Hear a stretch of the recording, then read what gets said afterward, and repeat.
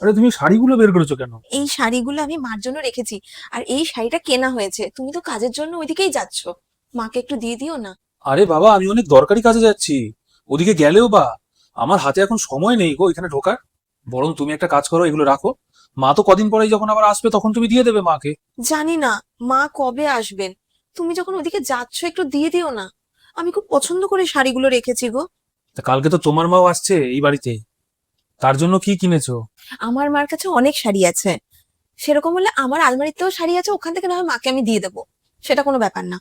আর হ্যাঁ, আমি এটা জানি তোমার মার এই শাড়িগুলো ভীষণ পছন্দ হবে, তুমি দিয়ে আসবে মনে করে।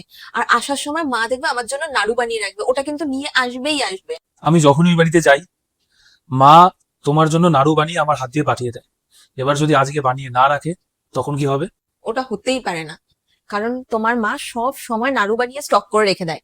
যখন আমি যাই আমার হাতে দিয়ে দেয়, আর যদি আমি যেতে না পারি তুমি যদি যাও তাহলে তোমার হাত দিয়ে পাঠিয়ে দেবে। আমি সেটা খুব ভালো মতো জানি। উনি নিজের কোনো খাবার বানাতে ভুলে যেতে পারে, আমার নাড়ু বানিয়ে রাখবে না, সেটা হতেই পারে না।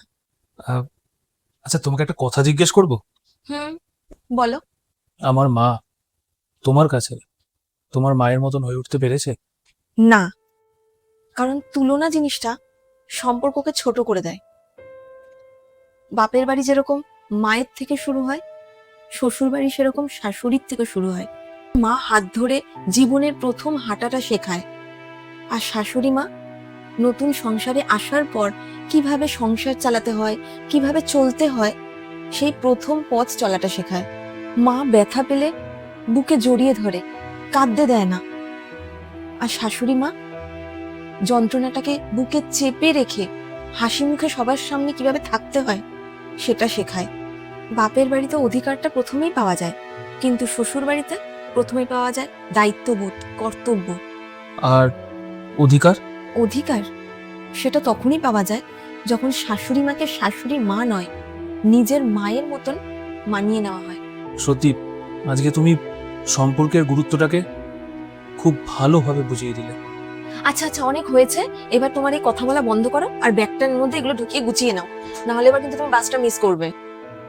যেদিন থেকে ঘরের বউরা নিজের শাশুড়ি মাকে নিজের মায়ের মতন করে মানতে শুরু করবে, সেই দিন থেকে সেই ঘর সত্যিকারের একটা পরিবার হয়ে উঠবে।